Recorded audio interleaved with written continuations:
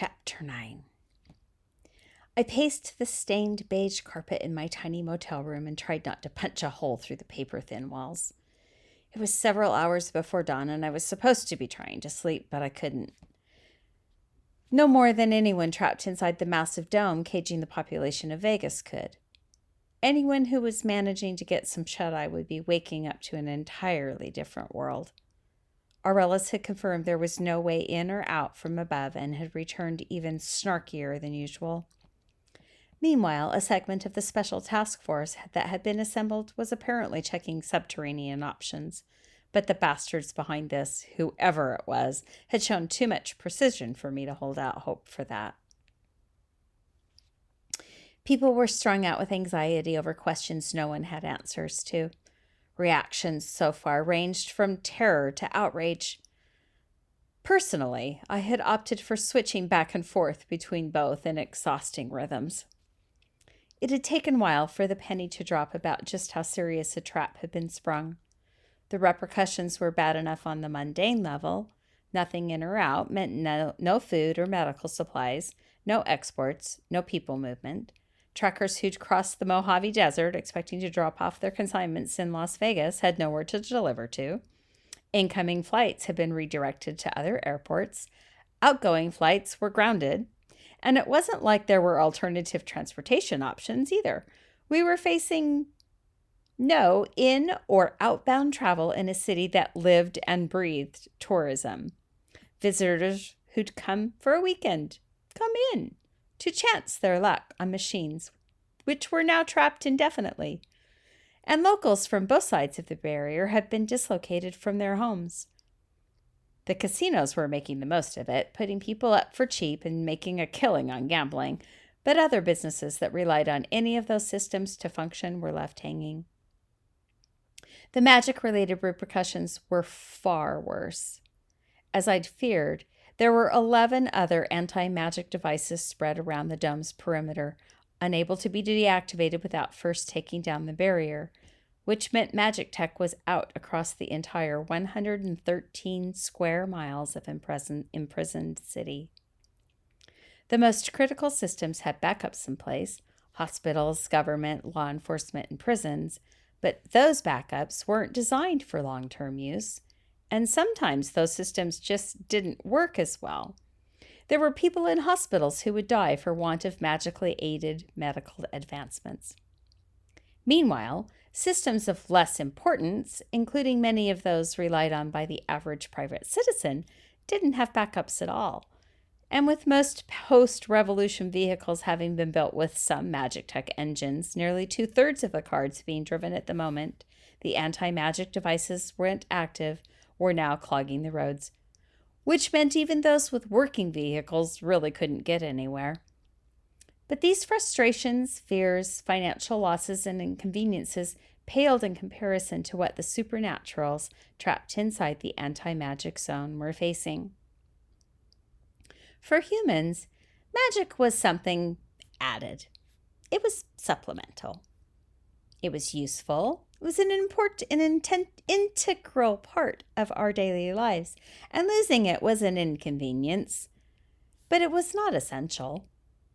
For supernaturals, magic was woven into their blood, their bones, their very essence, and cut off from it, they would die a slow, painful death as the magic leached from them, like a human deprived of water. I'd called my family last night, and they'd been doing well, all things considered. They and the rest of the supernaturals would be uncomfortable, but safe for now.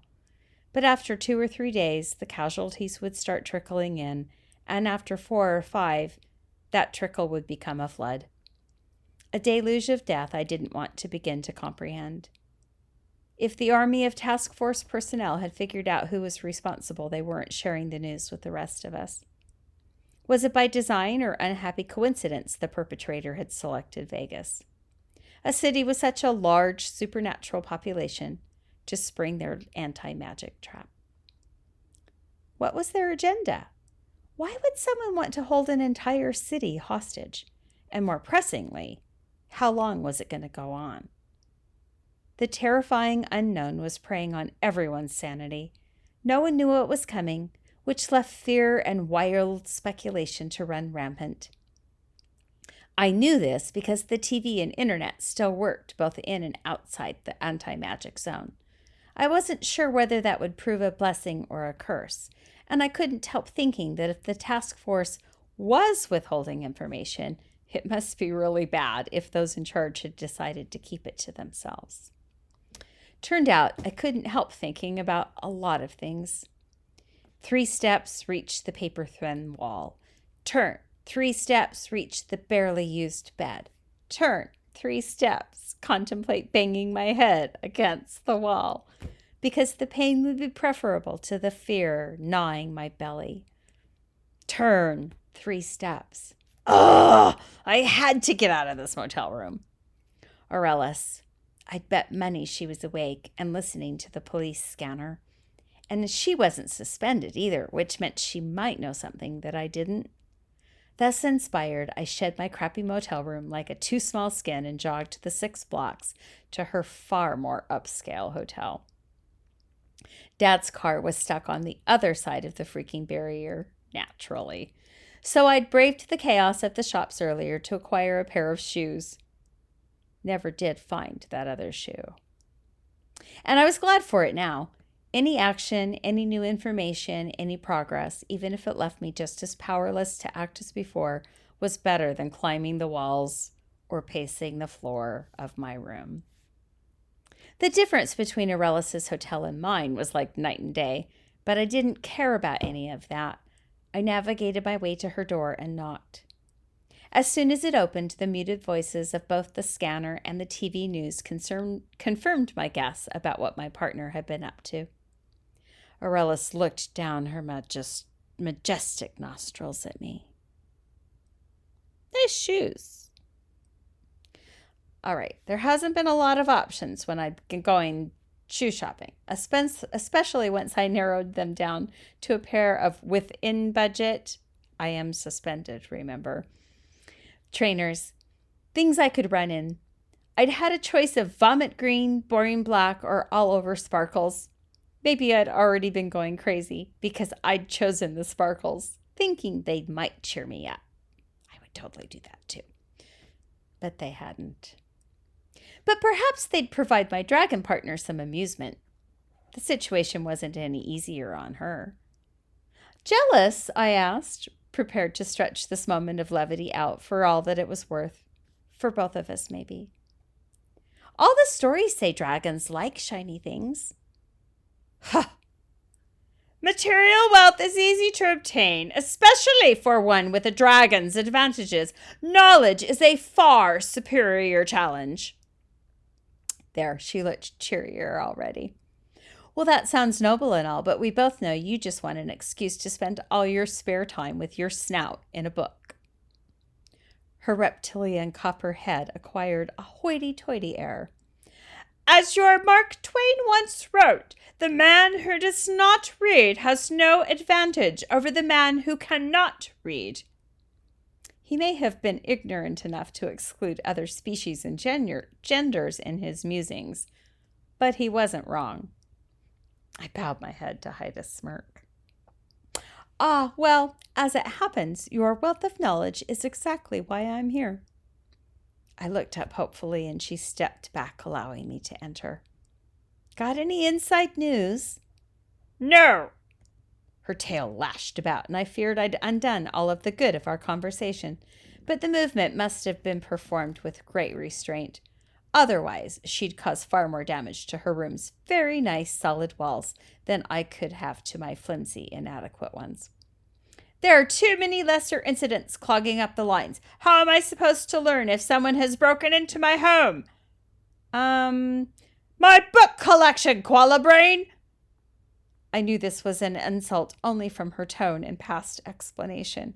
Apparently, koalas have one of the smallest brain-to-body ratios of any animal, and their brains are smooth to boot, which means that they're so dumb they can't even recognize their sole food source if you put it on a plate and handed it to them. Literally. My hoard! Its protection relies on the threat of my presence and a series of magical defenses. Now would be an ideal time for a thief to breach my stronghold. I bit my tongue on the first three responses that popped into my head and said carefully, I'm not sure that stealing books is on the tops of anyone's minds right now. Despite my care, my comment went down like a 600-pound pig denied the gift of flight. Her head snaked to my level and hot, smoky breath curled over my skin. It doesn't need to be on everyone's mind. Only one underhanded scumbag. I squirmed and swallowed back the usual primordial fear. When someone's downright terrifying, it's sometimes hard to remember that they still share more things in common with you than not. Pain, fear, vulnerability, unmet need. These things are universal, and in my experience, most intimidating behavior comes from those places. Aurelius was upset. I reminded myself that to a dragon, their horde was as close as they came to family. There was less known about dragons than I'd like, but one thing we did know was their social structures left a lot to be desired. Like turtles, their eggs were laid and then left to fend for themselves. Connections were so unimportant that family names didn't even exist in dragon society. There was a reason Aurelius had few social graces. Unlike turtle hatchlings, though, baby dragons came into the world knowing more than most humans learned in a lifetime and were perfectly capable of defending themselves. I'm sorry. That must be hard. If someone takes so much as one page of one book from my collection, I will hunt them down, burn the flesh from their bones, and use their femurs as toothpicks. I didn't know why Aurelius became a cop. I just knew it wasn't to help people. The hell of it was, she was still a better cop than I was. I opened my mouth to remind her that that'd be going against the oath that she swore as an honored member of the Las Vegas Metropolitan Police Department, but I shut it again as something caught my attention on the flat screen. The recurring grim-faced reporters and seemingly endless footage of the upheaval cut away to a man I had never seen before, sitting against a plain white background. The text at the bottom of the screen announced, Las Vegas hostage taker makes demands. I think that we'll end Chapter 8A. We'll call this Chapter 8A right here for today. I may finish reading it, but I suspect it's a long chapter. I wonder what the demands will be. Who is the hostage taker? Stay tuned. Same dragon station, same dragon time. See you later. Bye.